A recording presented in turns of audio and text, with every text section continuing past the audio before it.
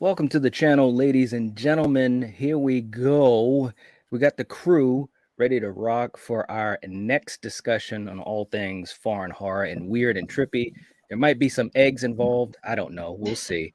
But but of course, I have with me Master Chaos, Nathaniel, Troy, and Tina. And just want to say live again. Yeah. Happy early Thanksgiving. And yeah, get that out of the way before I forget. And to all you guys in the live chat as well. So how's it going, Yeah. guys? Great. Happy We're Thanksgiving to going everybody good. watching. Happy Thanksgiving. Woohoo! All right. You got a woohoo. That's one way to put it. So we've got some interesting. We got some stuff that's kind of interesting tonight. We're going to be talking about two different types of movies. And I will admit I picked them, so it's we'll see how this conversation goes. But we're gonna be we're gonna be talking about A Blade in the Dark from 1983. Pretty interesting slasher, giallo, I should say. And we also have from 2017 Hagazussa, which I had never heard of until I had seen it a couple years ago. And man, oh man. And we'll get ready to talk about these. But let me just say hey to the live chat, to you guys that are here watching along with us. We've got Jason. Jason saying, "What's going on, man?" There's a lot that's going to be going on with these two movies. There's Or is there? Well, wow. Whoa. There we go. We got Val. Val's in the chat. The general is on the case. One of our lovely mods, and you guys know the drill in the live chat. Keep yourself on board, hit the like button, and be on your best behavior, or this is going to happen to you. I'm running this monkey farm now, Frankenstein, and I want to know what the fuck you're doing with my time. I'm just saying. I'm just saying. Be careful. Be careful. Thanks for being here, Val. We got Ronan. Ronan's in the chat. What's up? What the F slammer? What is that, Tina? Oh my God. I should have that every time you give a rating. I'll be like, it's out of 5, not 10. Hey, look, I was watching that episode. That was like so funny. I might clip that out. That was hilarious. Oh, man. When you were explaining that. Oh my God. Oh my God. Oh, that was great. What's up, Sorry, Cody? I got a lot of things here. Yeah. And yes, absolutely, Cody. Rest in peace to Jason, David Frank. Absolutely. And the stunt double for Michael Myers. You're right, man. You're on it. Absolutely. No doubt about that. Yep. Hey to Gina. And we got Neil from Neon Black Reviews himself saying, Hagazussa is such a strange film. Neil, I'm telling you, man, you know. So anyways, guys, let's get going on these two. Let's start with A Blade in the Dark. How about we do that? Why don't we do the lighter one? Exactly. That's Tina, you know exactly where I'm going with this. Let's talk about the one that we can kind of just boom, boom, boom. Let's do the one that's fun. Okay. Sure. We'll do the one that I fell asleep through the least. We'll start with this. Stop.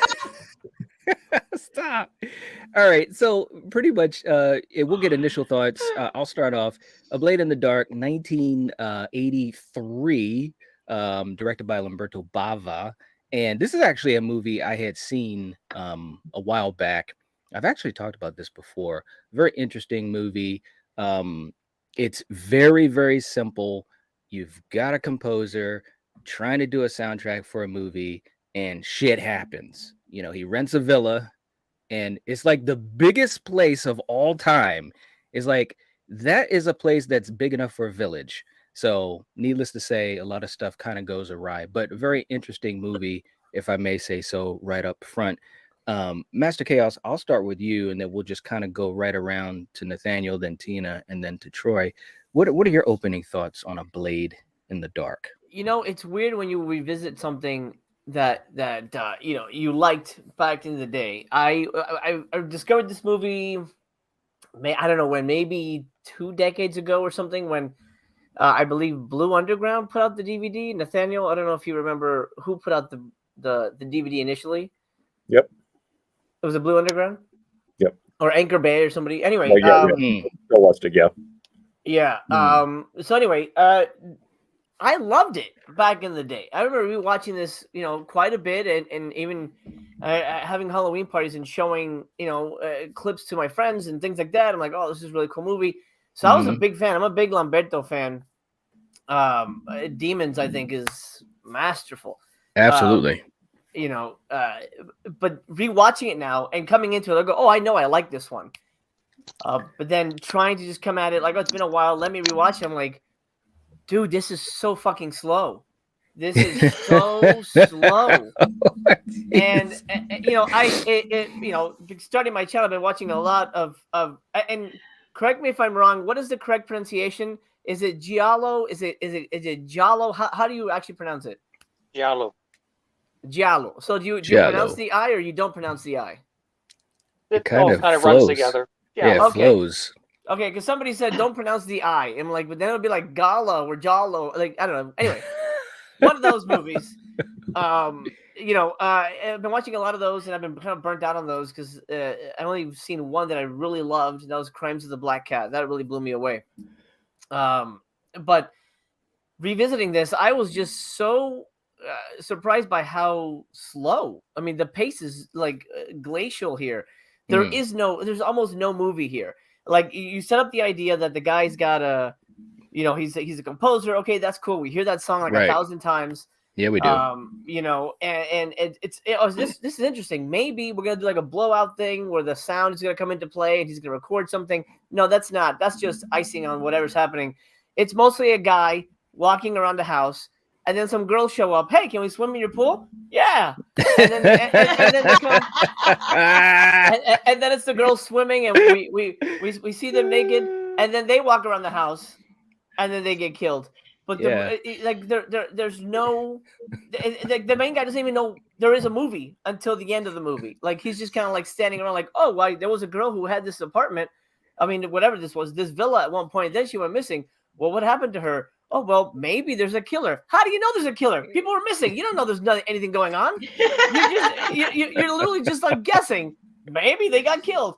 I don't know. It just felt like I needed the main character, who, again, another problem I have with a lot of these movies, that the main characters are very weak.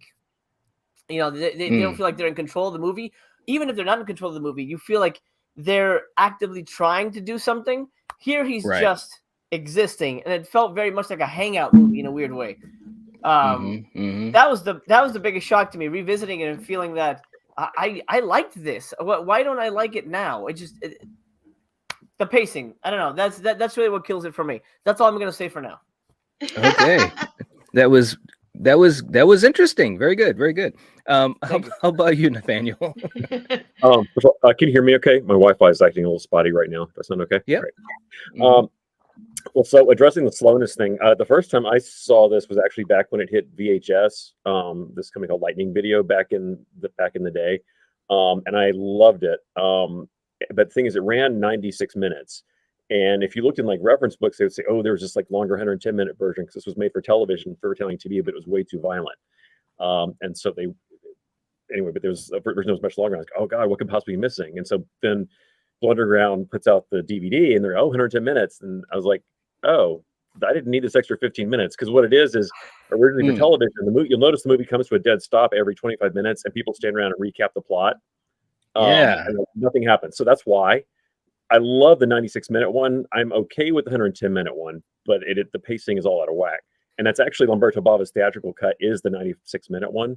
So if they ever do this puppy on UHD or bring to Blu-ray here, I hope to God they do both cuts, because especially if I'm showing this to somebody for the first time, I'm showing the 95-minute cut because I think it's perfect. But I love this movie. I love that crazy like D'Angelo's Brothers like quasi John Carpenter score. Yes. I have a real soft spot for like when the Giallo kind of turns slasher, like you've got Tenebrae and New York Ripper and all that stuff. Like it's sort of, I don't know. It's just kind of this Reese's peanut butter cup thing where it's like they kind of swish them together. It's like you're trying to do American slashers and the Jell-O at the same time. But yeah, I think it's a ton of fun. And I don't want to spoil the ending, but it's if you know your Italian horror directors, it's a real crazy treat to see a young, about to become director that you've never seen him anywhere else. That's all I'm going to say.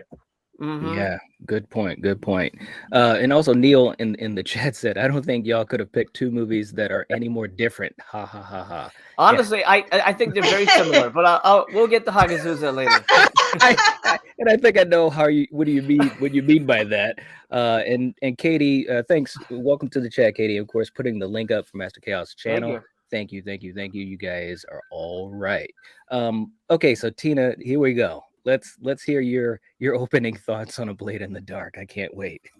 Oh Jesus. Well, it didn't have any eggs, so for that I'm grateful. Thank you, because I was the beginning of this thing. I was starting to think. I was like, oh no, not another egg thing, not another. Please God. I was like, it's gonna be about nothing. Right? I was like, oh, but I maybe because the others were so bad that I forgave it a little bit. Okay. So I didn't hate it. I'll say that. I did not hate it. Okay. Yes. Okay. Was it slow for my Sorry. Was it slow for my taste? Yeah, it was a little slow. That's okay. It's fine. All right. No problem. But you know, the random girl showing up. This dude was funny. He was. He was such a you know. I was like, okay. Every time the lead character went up to him, he didn't want to have nothing to do with him. I was like, all right. So it did remind me of that straight up campy slasher film. It did all the way through. Okay. The relentless titties, the needless, you know. I mean, fantastic. Let's just call it what it is, you know. Right? Maybe that's why you liked it back then, and now you're like, I need substance. Well, yeah, and she was my favorite. I don't know who she is, but I beautiful. What a goddess! Oh my God. Pretty much. See?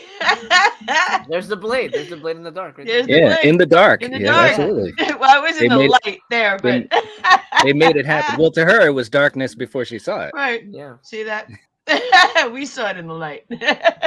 Oh, I'm sorry. No, I didn't hate it. I did like the campiness of it. Actually, I thought that was kind of okay compared to the egg factor we had last time, which I almost wanted to fucking die. But yeah, no. And it does have, so I'm not going to say what the ending is, because like you said, that would spoil it for anybody that's going to see this or wants to see it. Okay. It reminds me of your typical slasher flick. It has all the elements of this, that, and the other, the blood, the gore, the tits, lots of tits. And like things that just don't make sense here and there, but that's okay. And then you got the twist. Well, I should say there's like two twists, I think. Like two kind of, you'll have to see it. You'll have to see it. Other than that, yeah. I didn't hate it. I'll say that. I just wish it was quicker paced, I think. Yes. I think that would have been nicer, you know. And it's okay to have the girls coming into, but I wish the lead character had more something. Either he was funnier or funny, alive. It would even be good if he was pissed off. I would be like, I would give him that. If he was like really mad, I'd take that. All right. I mean, I'd be mad if some people just started showing up at my place randomly, didn't ask for permission. Get the fuck out of here. Like, what is going on? And they're swimming in my pool. I'd be slamming shit. You know, like I'd put a fit, they wouldn't leave. I'd be like scratching my head. I don't know. Have a sandwich. Talk to the wall. What the heck? You want eggs? Would you like an egg? I know someone that can deliver them. Oh, great. Probably by the dozen. Right? Oh, my God. Oh. Yeah, I think we're going to go with that. All right. How about you, Troy? I really want to hear what Troy has to say. I've been waiting for this. too. Well, I hope I don't disappoint. Our reactions run the gamut. One person hates it, another person calls it campy, another person loves it. I'm somewhere in between. All the above. Nathaniel already addressed the big problem. Of course, it was made for TV, meant to be in 4 half-hour installments. The decision was made to cobble it all together as one big theatrical film. It doesn't work because it's too padded. You know, I agree with Nathaniel. If you ever get an opportunity to see the shorter version with 95, 96-minute cut, it works much better. It's got rid of all that excess fat and everything. I confess, with everything's been going on, I did not get a chance to look at it again, although I've seen it several times. So I don't know if the version on Tubi is dubbed in English or not. It is. Somebody could tell me. It is? It is. Yeah. It has one of the worst English dubs that's ever been done for an Italian film. It is bad. Some of the lines, I made note of this when I wrote about the film in my book. Is it possible you're such a vacant nerd, your satisfaction is to sit in the sun like a frog? I don't know what that means. Michele Suave calls the hero at one point and asks, is everything copacetic? People don't talk like this. Right. But it was shot in Italian, so it's different. It's not like some of them that are shot in English, and you know, so they're trying to find words that are going to fit. It's awkward. So the English dub does it no favors. If you see it in Italian, but I don't know if there's an Italian version. Well, I guess presumably there must be. I've never had an opportunity, I'll put it that way, to see the 96-minute version in Italian. I'm sure that would be perfect. But as it is, I think it's an interesting film. It's set at a period when the giallo is kind of running on fumes. There's only a few of them that are made in 1983 or that come out in 1983. And, you know, it's an interesting little film. If you know Italian horror and you're familiar with Lamberto's father, Mario Bava, the great Mario Bava, there's a big plot twist that plays into one of his very best films. I don't want to give anything away for people who haven't seen it, but the twist at the end does pertain to something very significant in one of Mario's best films. Yeah, for me, it's neither fish nor fowl. It's not a great film. It's not a bad film. I'd love to see the shorter, tighter version preserved in Italian, please, without that awful English dub. Yeah, I'd be interested to see that too. And real quick too, in the chat we got a new sub. We've got Candyman. I won't say it again. Don't. It's bad news. Welcome to the channel. Welcome to the live stream. Saying salute panel. Thank you so much. Much appreciated. Welcome. And yes, I will never say it 5 times. I just want to put that out there. So, you know, one thing that was interesting to me with this movie too, because I kind of agree, it's kind of in the middle for me. There were some things that I really was digging, you know, in the movie. You know, there was moments of atmosphere, but the lead was just he was just so just like, whoa, you know, I was waiting to kind of get on board with him, you know what I'm saying? And it never really happened. I mean, the movie started out weird anyways, which was kind of interesting, but kind of not, because we had our good friend Bob from House by the Cemetery. You're a female. Yeah. Yes. And as soon as I saw Bob, I was pretty much thinking, okay, here we go. Oh boy. But I did dig the music, and it did have you know, I had a couple of kills that were pretty interesting. But all in all, you know, I did feel it was very middle of the road, and the biggest reason was the pacing. And with the lead character, he just was so blah, you know, and I think you were saying it, Chaos, like he's just chilling, like he's just kind of, things are shit's happening, and he's just like going to these conclusions that never really make sense for him as the character. For us as the viewer, it's a totally different thing. And you're just like, why do I even care about you? You know, and everything he did was just kind of like, okay, you know, people are dying and this and that. And you know, he was like one note. So I do think that was the biggest downfall, him and the pacing of it. So with that being said, I'd love to see that 90-something minute version of it, you know, making it a lot tighter. And I agree, the dub was horrible, totally horrible. So anyways, how about you, Chaos? Are we doing our ratings now? Or Yeah, we could. all right, We could. do you want to give yours, or do you want to save yours to the end? I'll save mine till the end. Okay. Oh. Like I said, I love Lamberto, but I think I prefer his horror stuff over his. I mean, honestly, I think I prefer the horror stuff over the Giallo stuff for most of these guys. You know, Mm. I think Suspiria is, infinitely more watchable than, for example, yeah. Four Flies. And I know I'm talking to two of the experts here, who are who do the commentary on the new Four Flies disc. But that movie suffers from. I know we're not talking about it, but just real quick, that's in the movie that suffers from a very weak protagonist. I want my protagonist to feel active in what's happening. We're watching this for a reason, and we're following this character for a reason. Why? Right. So that's kind of a big pet peeve of me of kind of these movies where the characters feel like you're just kind of stumbling along. And I think when you're dealing with a horror, like really like monster supernatural thing, those characters feel more proactive to me. Like everybody in the theater, we gotta fucking survive, in Demons. Mhm. That's a clear goals. Let's survive. Here, Right. the guy doesn't even know what's going on, really till the end of the movie. Deep Red does have also a very proactive hero, from what I recall. It's been a while since I've watched it, but Yes. I like nudity, and I think the kills here are really good because they're very mean. I think the killer here is interesting because beautiful, my God, what a goddess. But the kills are really mean. The killer here is very brutal. I'd love to see Ghostface, do something like this. Right. Where he's just like, straight up just playing with them and torturing them. I mean, that's crazy stuff. I love that. Mm-hmm. But the pace really killed it for me for this watch. So I'm rating a little lower than I thought I would. I'm gonna go, and I hate to do this because I did love this movie. But yeah, it's just I might watch it in 2 years and it'll be higher. I don't know, but for right now, I'm gonna go with 2 stars on it. Ooh. Yeah. All right. 2. Are you sure? Just 2? No, I'm just messing. I'm just. You know messing with what? You know what? If there was a little more skin from who, then maybe it would have gotten a 5-star rating.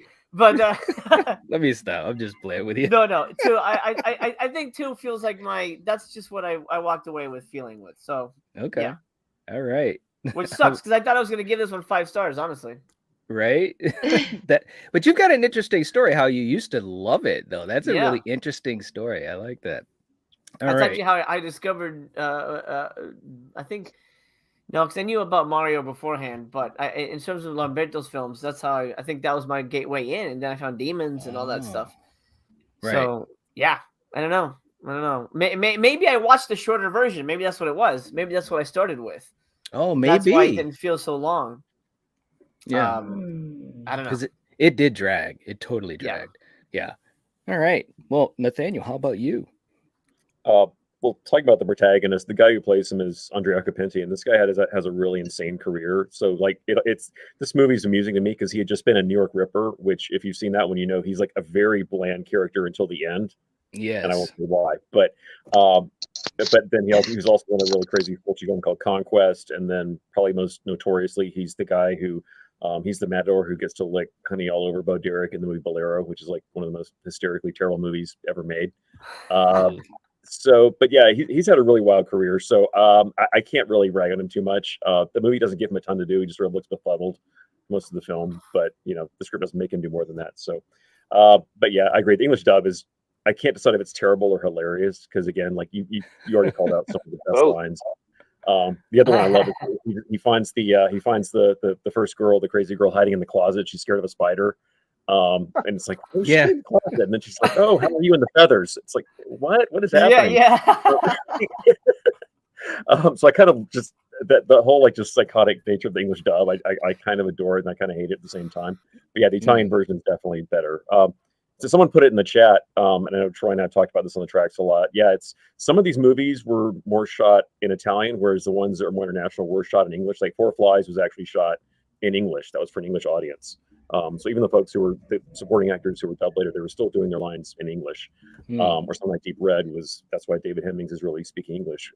Where something like this one, which was super low budget for TV, they're like, no, it's how Italy's going to see it. So they shot in Italian, and that's how it is. And that's why the dub is just so clunky. Lamberto Bava's first film, solo film, Macabre, it also has an English speaking lead, but it also has a really awful dub. So he didn't really have any good luck leading Demons, which is, great English track. Right. But yeah, the first two films he had really bad luck. But as far as rating it, if we're giving it out of 5 stars, I'm gonna go with 3. I like this one still. I have a soft spot for it. Oh, okay. All right. So we got a 3. Very, very cool. And also in the live chat, we have Denisha's jumping into the live chat. What's going on, Denisha? Good to see you. Good to see you. And she said, hey, Master Chaos, and hope you have good Thanksgiving. Thank you. All You right. too. You as well. Happy Thanksgiving. Absolutely. Yeah, it's crazy that it's here. All right, Tina. So let's see where you're gonna go with this rating. And if you want, you can do it out of 10 if you want. Out of 5? No, I'm joking. I'm joking. I think I went up to 30 last time. Hang on. I did. Woo! And I was a unicorn. That's right. Yes, I was. So I'm gonna say, okay.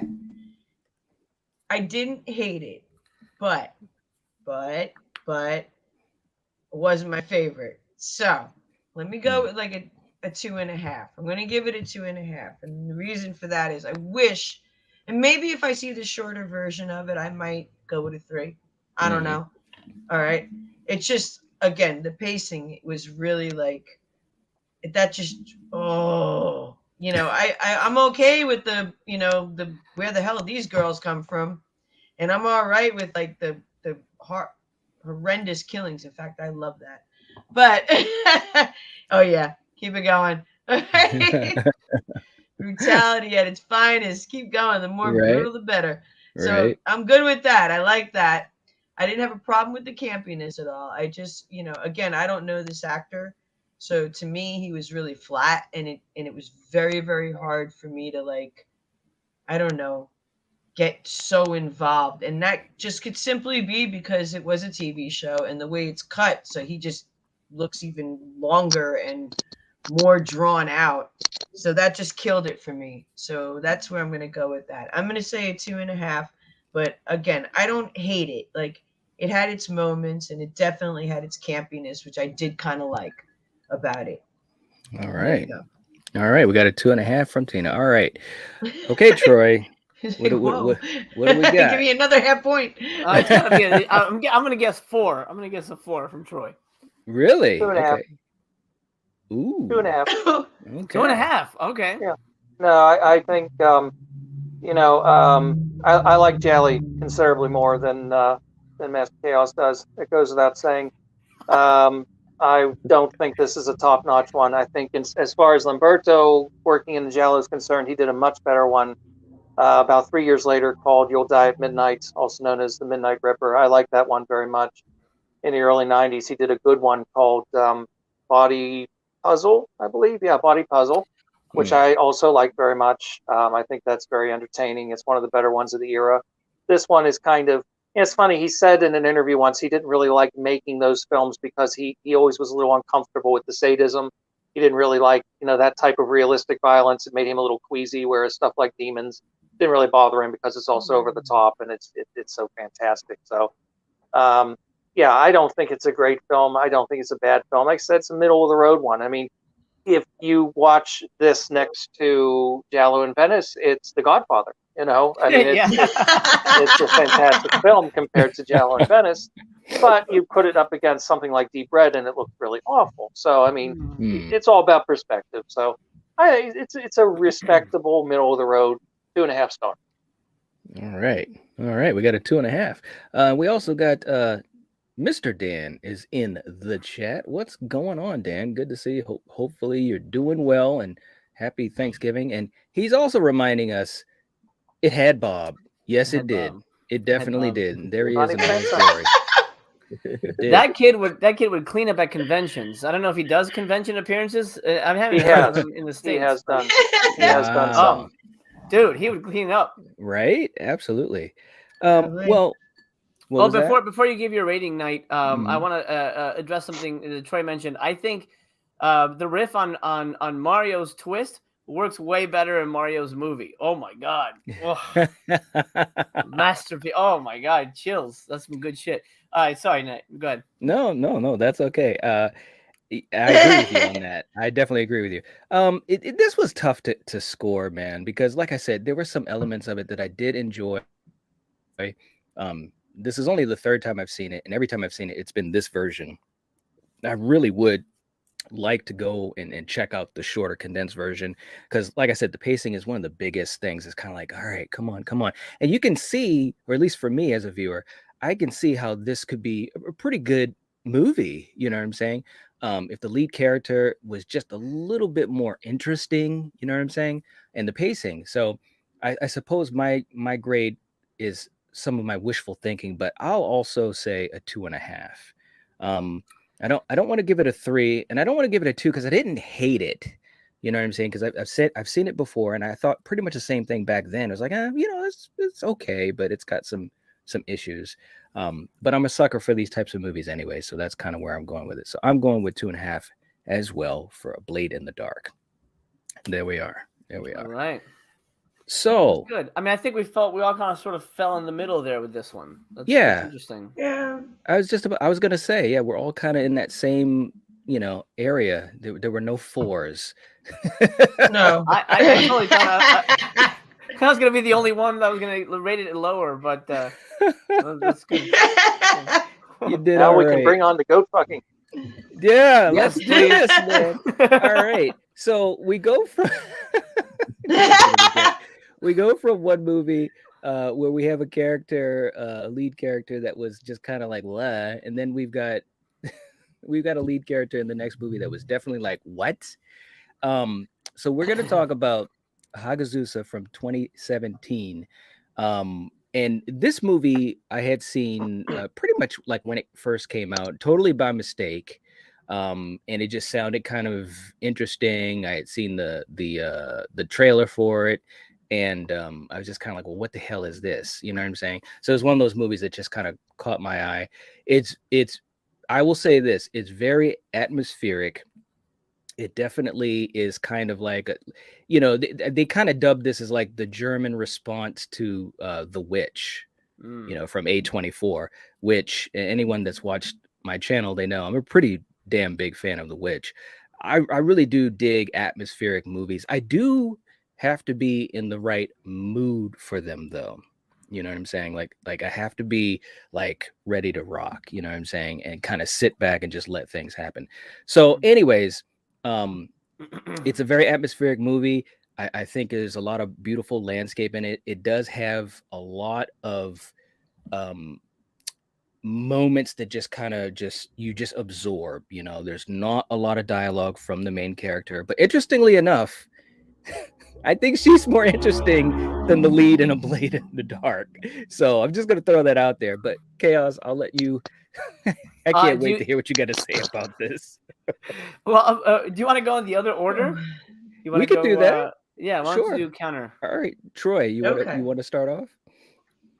Yeah, I'd never heard of it before. So I definitely got witch vibes. Definitely. There's another film that's not really horror, but it's kind of horror adjacent. It's called Fanny Lie Delivered, which reminded me a little bit of the similar kind of setting and that kind of similar claustrophobia, but set against an open landscape kind of a feel, which I thought was very effective.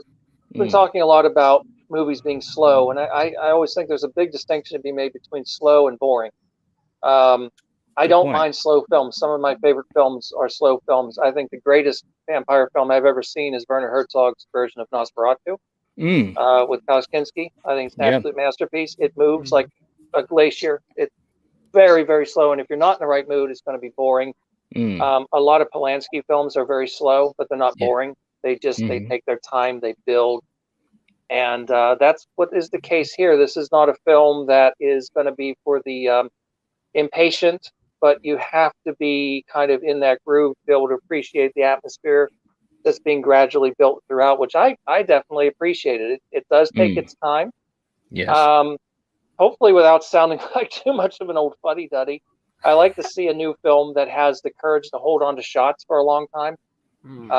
We've gotten into a very fast-cutting rhythm in recent years. You'll see directors like Paul Thomas Anderson and I suppose Tarantino to an extent too, who have the courage to let scenes play out in a master and sometimes let things just kind of flow as opposed to constantly smacking you in the face all the time. So that I appreciated very much in this as well. It is the definition of a mood piece. You either are going to respond to it or you're not. I was pretty much glued to it the whole way through. I enjoyed it very much. I think it's tremendously atmospheric, very stylish, and it gets under your skin at different points, and it goes to some pretty dark places, pretty disturbing. I just watched Gaspar Noé's Vortex last night with Dario Argento. I didn't watch it with Dario Argento. Dario Argento's in the movie. And, that would be really nice. I was going to say, whoa. Wow. I'd like to watch it with him. But, so yeah, I've watched a couple really kind of dark films. I need to watch The Sunshine Boys tonight or something. Yeah. I hear you. Troy, real quick. What's your capsule review for Vortex? Because it looks like it's going to be a really hard watch. Anybody who's ever had to deal with declining health of a loved one is going to have a hard time with it because it's very frank and very honest. It reminds me of Michael Haneke's film Amor. There are other films that deal with aging and the way that old people are kind of shunted aside and so forth. Things like Umberto D. And more recently, The Father with Anthony Hopkins, which deals with dementia. It's frank, it's honest, it's pretty unsparing as you would expect, but it's a very low key Gaspar Noé film. So it's not like it's not like Climax or Love or Irreversible. It's not that type of thing, but it's very, very powerful. And I'll tell you what, Dario Argento has never really acted in his life before. He's done little cameos here and there, but here he's playing a lead role in a film that pretty much doesn't have a script. It's not, Noé doesn't work with typical like dialogue and so forth. The actors improvise. And he could win an award for what he did in that film. It's amazing at 80 years of age. Wow. Yeah. See it. It's worth seeing, but it's depressing. Yeah. Thanks for the warning. Absolutely. And real quick too, Mr. Dan saying my son is home from college. Gotta go. Have a good night, everyone. Hey, that's awesome, Dan. Hope you have some fun and some good family time. Take it easy. And the Blackest Eyes is in the chat saying good morning. Well, good morning to you. Good morning. Neil was saying Hagazussa is slow, and I mean slow. But I don't find it boring at all, though. Very cool. Very cool. All right. So, Tina, what do you think? What are your opening thoughts on this movie? I did not like this film. That was quick. No. Before you make the assumption of what I mean, okay? Wait, so hear me out. I didn't like the film because I didn't like the way it made me feel. It's very fucking cold and depressing. Yes. Okay, and it kind of reminded me a little bit of Hereditary, but Hereditary is more like shocking and like, oh my god, I don't want to be there. But still dealing with almost the same subject matter, so to speak. Okay, so some kind of demon, some kind of witch, some kind of supernatural, and this comes in and they're the whole whatever. But this thing, holy cow. All right, why didn't I like the way it made me feel? Cold, the sound, holy Jesus, man. I mean, it was like boom, and you just like feel like you're sucked into this thing. Felt like a never-ending cold hell. Like maybe that's why I didn't like it, and it just didn't stop. So it being slow was definitely on purpose. That wasn't like just because it's a boring film. No, it's slow for the mere reason that it feels like you're in an tundrum of a void that's just like a never ending foreverness of fucking sorrow and cold. Mm. My God. Yeah. Wow. I love it. That was I love, great. I love it. I'm sorry. I mean, there's very little dialogue, which, by the way, very hard to pull off if you're trying to tell a story. Mhm. Okay. Sound? No, it's not like there's music going on or anything like that. No, it's footsteps and snow. Mhm. A few things here and there, the wind, and this the whole time. And it's just like cold death. I was like, Yeah. oh my God. I started to feel like I was in hell. So no, I did not like this movie, but I liked it. I liked the production of it. I liked, what it was and stuff like that. Yes, it's slow, but not slow like the other one's slow paced. This one's more, there's a reason for it. Like it Mhm. has to be that way or it's not going to work. Mm. There you go. Good point. Very, very cool. Yeah. I definitely agree with that. Okay, Nathaniel, what were your thoughts on Hagazussa? Well, this one I can actually pinpoint exactly the first time I saw it because the Blu-ray just showed up and I reviewed it in 2019 and I had no idea what it was, so I just kind of watched it cold and I was like, oh, this is actually pretty cool. I love that kind of that slow burn mood of it, and there's something about like those Alpine horror movies. There's just something just really unique. I like that atmosphere, the fact that you're sort of in the middle of nowhere. And I do have to wonder. I don't know if any of you ever read Carla Janice's book House of Psychotic Women, but she's sort of the specialist on female madness and horror, and she also did the great folk horror documentary, Women's Dark and Days Bewitched. So I haven't read her new update of it, but this seems like it's up her alley because it's like the two things that she does the best. So this is like the ultimate Kayla Janice movie. I don't know if she likes this movie or not, but I kept thinking about her going back and watching it. I was like, oh my God, she probably flipped the first time she saw this thing. But yeah, I like it. It's again, like I said, you got to be in the mood for it. It's not something you just kind of throw on like on a Saturday afternoon just for kicks. You got to sort of you got to be in that mode. It's kind of like a late night kind of movie where you just sort of like simmer in it. But yeah, it definitely, and it feels almost like it is kind of trying to be like one of the American kind of slow burn horror movies, like like Robert Eggers, or Ari Aster. It does have that kind of feel to it at times. But yeah, thumbs up. I enjoyed going back and watching it again. I don't know if I'm going to watch it again anytime soon. I think every 5 years is good enough.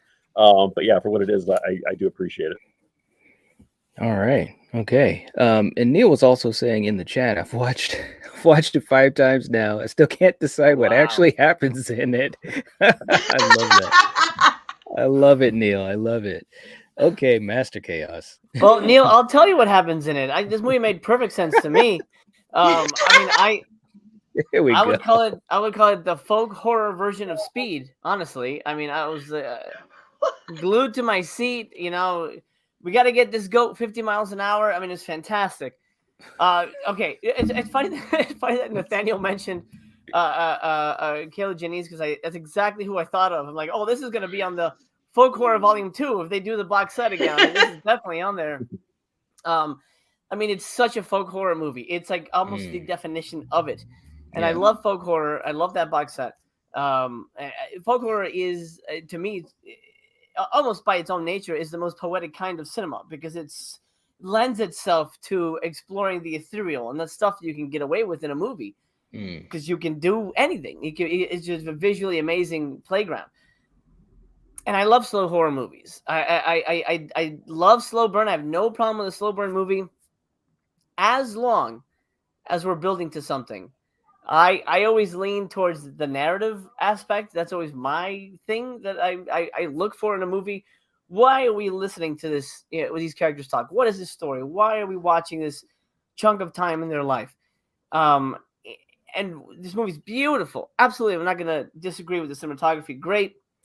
Performances are very natural. Everybody feels very genuine. It feels like they're actually there. Soundtrack is fantastic. I agree with Tina that all the sounds and the nature stuff, like that one scene where she's getting raped, and it's just like like thunderstorm noises and stuff like that. Like that's really powerful. It feels very elemental, and I love that. But it's so slow. It's almost slow to the point like it's like a prank on the audience. because you're like, okay, walk faster. You know what I mean? It's like, why is this happening so slow? Do we need to see this play out as long as it did? And I feel like it's almost like, and you have to give room for avarice of the director, or creative license, and the director just wants to like, oh, I just want to hold on this shot for a little longer. I get it, and I'm okay with that. Obviously, as a filmmaker, I get it, but you also have to keep your audience in mind. And I feel this movie kind of lost me because it was kind of taking too damn long to get anywhere. And then when you get to the end of the movie, well, we won't spoil it here, but we don't get anything. It's something, I won't say what it is, but there's something super tragic happens. And as a father, it really affected me. I'm like, oh man, fuck that movie. I hate when movies do that stuff. And then you're like, okay, so is this gonna go somewhere? And then she just walks into the woods, and then something happens, and the movie's over. And you're like, wait a minute, what the hell was that? Why were we on this roller coaster ride, with this lady? I felt like The Witch, we got something. It was building up to something. Hereditary, it was building up to something. You got something at the end. I feel like this was like a pretty present. You opened it up, and there's nothing in it. But goat shit and snakes, and it's like, I don't want that. I got that last year. Come on. And actresses, everybody's really good in the movie. There's a lot to be said. Maybe, I'm glad that Tina's here. And I'm curious if she thought this was almost a feminist statement. I don't know if she got any kind of vibes off of that. So Kayla Janice isn't here, but it felt like maybe that was part of it, a feminist statement on motherhood. I don't know. Did you get those vibes at all, Tina? I didn't see that because I saw more like a demon. I saw more a demon. I saw more of like a spirit that kind of moved her, not a feminist thing. I was in that kind of a thing, or a witch, but not. I don't know. I don't. I mean, I'm not saying that it couldn't be, and I'm not saying you couldn't get that from that. You totally could, absolutely. But as far as I'm concerned, I personally didn't feel that way, and I think the reason why is because I kind of related this towards Hereditary for some reason. I saw that connection, and I think it's because she just kept going back to the skull. I don't want to give too much away, but. We all know what we all saw it. We all know, and she kept kind of talking to this object, if you will.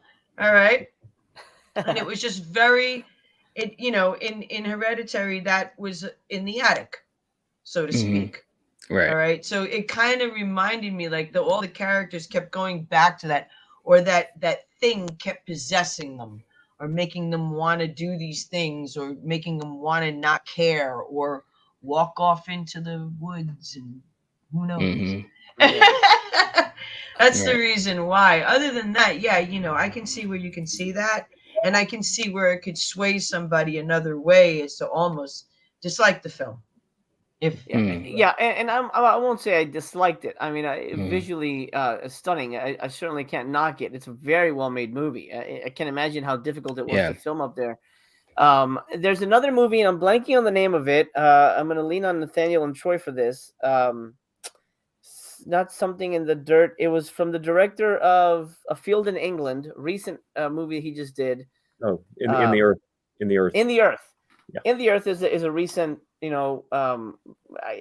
guess you could call it folk horror, nature horror movie, similar to this. But that movie had so many cool ideas and so many cool concepts, and I feel like even though we didn't get answers, it felt rewarding.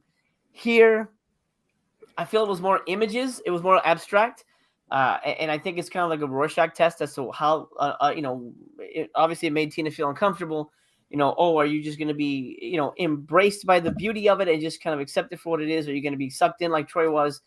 Or are you going to be left a little wanting, I think, like I was? So I think that's kind of where I'm at on it. I feel like I wanted a little bit more from it. And I almost felt like sometimes you watch a movie and it's like, this filmmaker made this for himself. And not necessarily this is a story that needs to be told and this is how we tell it. this felt like not a vanity piece, but certainly something that this filmmaker, who is a brilliant artist, wasn't making a movie necessarily for me. So that's where I'll land on it. Well, I think that and again, this was the second time I had seen it, because it is the type of movie that I'm not gonna pop on, every so often, because it's really heavy. Like Tina said, it's when I first saw it, and even this time, there were times where I was just like, oh, because it's very, very heavy in spots, or dark, I should say. Mhm. But and I do agree it's slow, but to me anyways, it was slow in a way where I was still invested in it, because I'm wondering, okay, where is this gonna go? It's definitely folk, no doubt. The landscapes, the way that this character Auburn, played by Alexandra Quinn, I think it is, her story. I'm just like, well, where is this gonna go? Where are we going with this? But it was intriguing though. Now, if it was slow and boring, I'd have been like, I don't care. Like with A Blade in the Dark, I didn't really care about what he was doing. Obviously I followed him because he was the lead, but in this story I was following her, and it seemed to me what it was trying, it seemed like it had a couple different things it was trying to say. There were some scenes in the movie that we saw as a viewer that I think is obviously open to interpretation. Some things, I don't know if that actually happened or if it was in her mind, because early in the movie, to kind of back up, we see her growing up and she's with her mother, and they're like, goat herders or whatever, and her mother gets sick and she has to tend to her mother. Her mother is dying, and they're basically being called witches from the villagers and being kind of tormented and so forth and so forth. And to me, without giving away too much, as she grows up, because there's like a 15-year time jump, from the time that she was a little kid, and then she's obviously a woman and so forth and so forth. But it seems like to me it's it's the type of movie where she's an outcast, and at this point in the film, is witchcraft real? Or how real is it? They're being called witches, but we haven't really seen a heck of a lot going on, and it's almost like she's being tormented so much. It's almost like at one point she's like, you know what, maybe I am a witch, and it kind of has that little bit of a turn to it. So I guess what I'm saying is it had some interesting things that were going on, even without any. I mean, the lead actress had like 10 lines, no more than 15 lines in the whole movie. Maybe. Yeah. So, but one thing, Maybe. and I do want to bring up a couple images, but one thing I absolutely thought was really interesting is she had a lot of things that she was saying with her facial expressions, even with her body language. There were scenes where, just the way that she would stand, it was very, very, very interesting to me. And I was like really getting a lot from her. So for me, a slow burn movie, whatever we want to call it, but I was really invested in it. And when we do get to that end, without spoiling it, when that thing happens, to me it was almost like she was like, you know what, this thing, it started with my mom, it's happening to me, I got a little one, let's put an end to this thing, let's stop this family tragedy, this family curse, this family way of being tormented by everyone else. Like the whole village is like,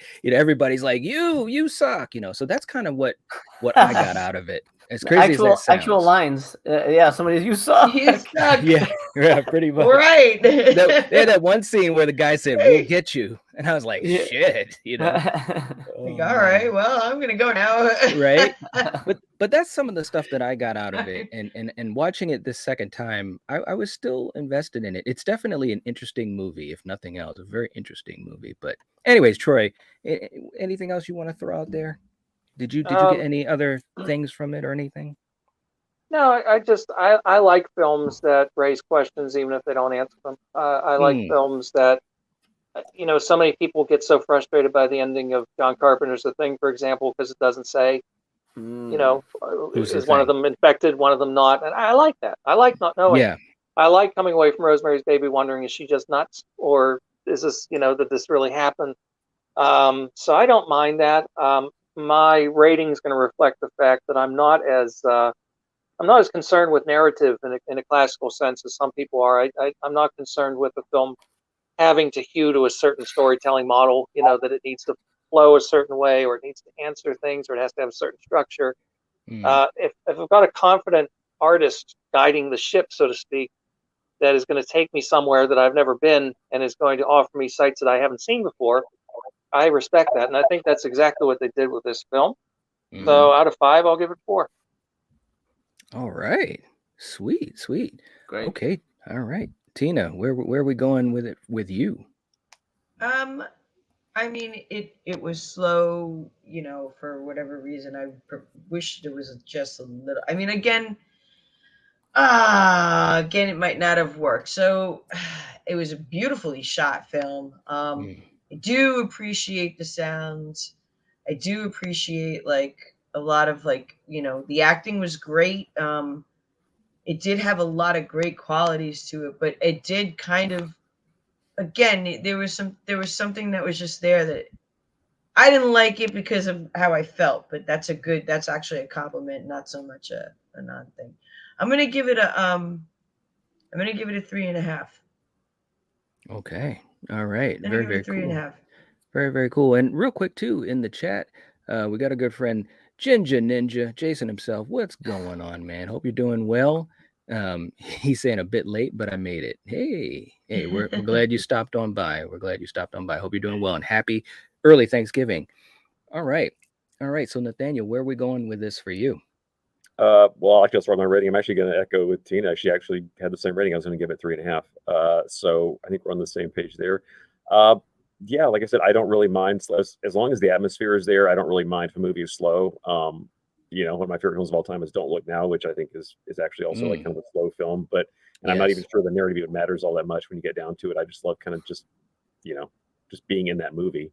So this kind of has that same kind of vibe to it. And I was interested in what you said earlier about is a witch good or bad or neither, and is it something that society creates? Because you just remind me, there's another movie that actually deals with that idea, which is Paranorman, which might seem a million miles away, but it actually which is a great animated horror film. It's one of the best Halloween movies out there, but it actually raises that exact question in the last half hour. I don't want to say how, but it has a cool twist on the same idea. It's all well, anyway, if you haven't seen it, go watch it. It's like the really super fun Halloween version of this. So that's all I'm gonna say. Yeah, that's a good way to put it. Okay. You guys mentioned Don't Look Now. That's I feel like that's a movie that gets somewhere. The Thing. I love the ending of The Thing because it's such a badass ending. Like that's awesome. That's how you go out. Here, visually, I think it's great. I feel the movie, and again, maybe I need to rewatch it, but I don't have the impetus to do that. I don't honestly ever feel like I need to watch this again. I don't want to go down this road anymore. But I don't think it's a weak movie. I don't think it's a piece of trash. I just it didn't work for me. The magic wasn't there, and there's one scene where we lost our host. He went he went ploop. Hopefully he'll come back. Anyway, there's one scene where she eats mushrooms, and then part of me was like, and I was like towards the end, so I'm like, is this actually happening? I think Knight mentioned that potentially was it all in her head. I don't know. For me, I feel the movie sort of walks a fine line between being a an endurance test and being a piece of art. So I'm gonna walk a fine line with my review. I am gonna give it 3. I'm gonna give it a 3. I think it's a worthy watch. I think people who haven't seen it should check it out. But as far as it blowing me away, like another good example of a movie like this that was very good, Eyes of Fire, great film. I think that one feels like it's got the artsy beautifulness to it, and I would even recommend the Crying Blue Sky, I think it's called, the longer cut of it. That's a way better version of it, and it's even more artsier. And I feel that's just a beautiful, beautiful movie. And Neon Black says the Hagazussa got Night. Yeah, apparently. So yeah, 3. I'm gonna go with 3, and hopefully Knight will come back in here in a minute and let us know what he thinks. But we'll go around while we wait for Knight. Do you think this was actually happening, Nathaniel? Do you think the mushrooms was a hint that she was imagining all this? Well, I mean, they don't. You could read it either way. They don't tell you for sure, but I would like to think that it is because it gives the movie more of a purpose. So, I movies where they're sort of like, oh, maybe it's all in your head at the end. It's fun to have that idea, but it's like I still like to think that it's all real just 'cause it's more fun that way. I'm not fun, but it's like it just feels like I invested my time more because when you're like, oh, it's all in their head, and at the end you're like, okay, you know. Right. I'm gonna say yes, it was all real because that's the option I prefer. But you could argue the other way easily. Right. Tina, what do you think? Do you think she was just high on shrooms or what? You know, I mean, you could say that. You can say that she was, nestled with demons. It's really a hard call. I don't know. I mean, that's it. Any look. If you eat shrooms, you're gonna see shit. Okay, point blank. Like, I don't know what you're gonna see, but you're definitely gonna see shit. It's probably not gonna be good if you're not in a good mind. Boom. If you're not in a good mind, she's gonna see demons. So that's possible. I don't know if that's where they wanted to go with it. I don't even know if those were necessarily shrooms, or at least the ones we're thinking of. Those could have been, or witch herbs. Those could have been healing things. We don't know. We don't really know. We're assuming that. So there's that, Right. and then there's also the thought that, again, if they are witches, are they being plagued by demons? Is this really happening? Are they trying to heal themselves? Is it in her head? Is she fucking crazy? I don't know. She potentially could be, right? I mean, yeah, absolutely. We literally know nothing about her. No. Which is kind of the whole point of the movie. A little bit of hardship about her, and that drives her whole personality from that point on. That's it. That's all you know. And I will I know say, a little hardship with somebody else, and they're nuts. Okay. I will say, the first 30 minutes of this I thought were fantastic. The whole thing with the mom, amazing, creepy as hell. Yeah. That was wonderful stuff. Troy, what do you think? Was she hallucinating, or do you think it all actually happened? I don't know, and I don't want to know. I guess in a way, I like the ambiguity. That's where Nathaniel and I probably differ. I don't have a problem with it if it turns out, if you decide to read it as it was just an internal, sort of paranoia or some kind of craziness that was just in their head. I don't mind that. I think the journey is equally valid either way, no matter which ending you come to. And I like the fact that it leaves it open and you can interpret it however you want to interpret it. Look at that first half hour and ask yourself, well, if indeed it's all in her head, are you surprised?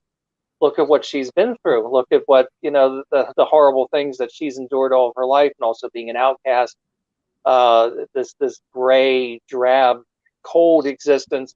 Feels like a Bergman film in some respects. It's got that kind of just real austere quality to it. And, so it wouldn't be surprising to me if it's all in her head. I don't know. I've only watched it once. I haven't had a long time to really sort of think about it. I really appreciated that atmosphere and what that filmmaker was able to do with me for that hour and 45 minutes. That I was glued to it, even if ultimately I come away from it saying, I don't know if I entirely understand it, but I feel like it's like a David Lynch movie. Sometimes it's okay not to understand it. Just go with it. Yeah, definitely. And I don't know if you guys know if this filmmaker's made other films, or if this is his one and only so far. I don't know. Nathaniel, have you followed up with this guy? All I know is this was his first film, and I haven't seen anything since then. So it's a not too shabby way to start off. So yeah, he may have fallen prey to what filmmaking is nowadays, where if your last movie didn't make any money, good luck on the next one. No. That's the Robert Eggers. Yeah, that's a guy that definitely did well. I wonder if I can share my screen on here. Looks like it's letting me, but I don't know if I'm able to. No, I think he has to allow it. Yeah, I don't know where he went, and I can't click on the chat either. Sorry, chat. Valerie says, and now with a new host, Master Chaos. Yeah. I don't know. I haven't heard from him. So either he completely vanished or He refuses to commit to analyzing the ending. yeah. He doesn't want to. He's like, I'm not giving a rating. I don't care. He doesn't care either. Well, we're supposed to do the prize wheel to see who goes next. Yeah. Oh, there you are. Wi-Fi. Okay. We thought you didn't want to, give your final opinion on the ending. Oh, I definitely. Well, running the ending away. is crazy. The ending is crazy. But I really did enjoy it. It's very atmospheric, and those types of movies, they always interest me. It's always but the question is, does it work? You know what I mean? I think for me, anyways, this one did, because it was just so odd and so different and weird, and the darkness, although it did bother me, it made me feel something. So that was a good thing. Not what happened, because I was totally sucked, but the fact that it made me react to it, it was very, very interesting. So I definitely would give this a 4. I would definitely give this a 4.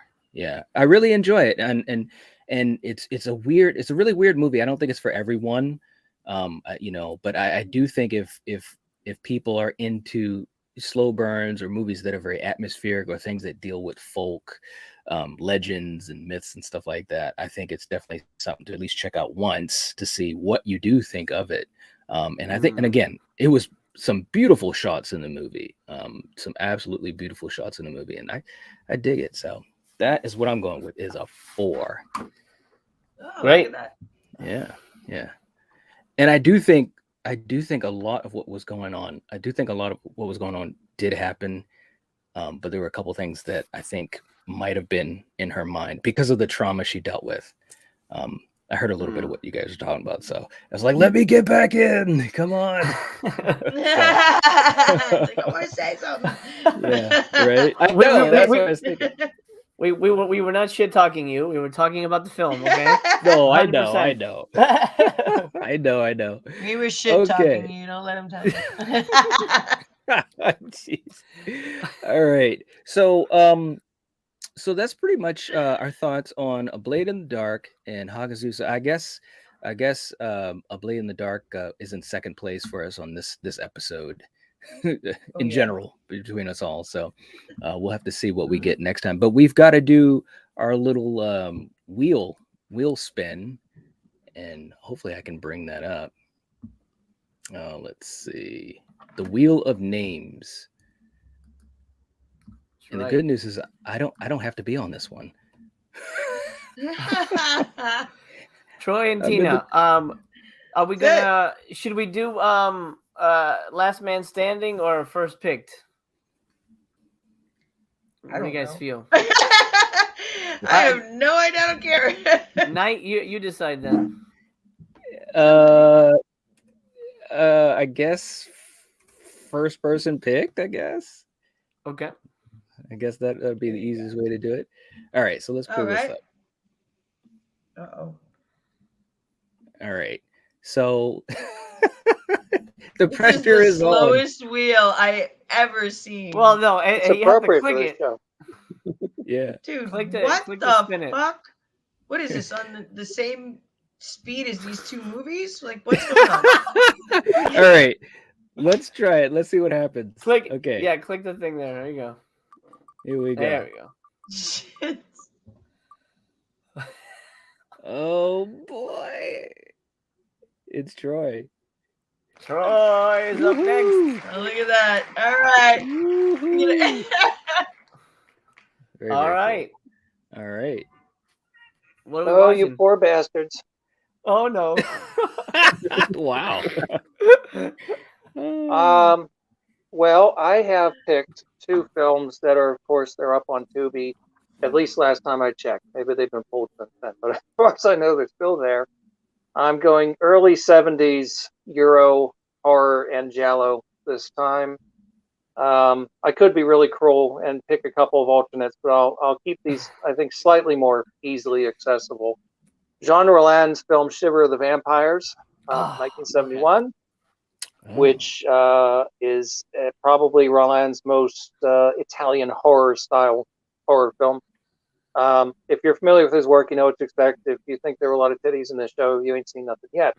So that's going to be very much the case I got the Blu-ray, so with Shiver of the excited. Vampires. And for my Okay. Giallo pick, one of my absolute favorite Argento knockoffs, and I mean it in the best way, Black Belly of the Tarantula. Oh. Okay, I've always All wanted to right. see that. I've never seen it. Okay. I think it's a really, really good one. And if you have a complaint about the passive heroes in Gialli in these last couple of films, I think you're in for a pleasant surprise.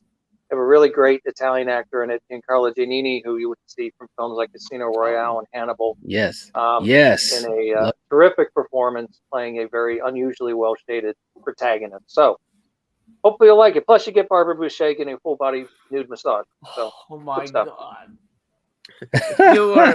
You picked Barbara Boucher. You just made his Thanksgiving. Jesus I'm sure I Christ! did. That's amazing.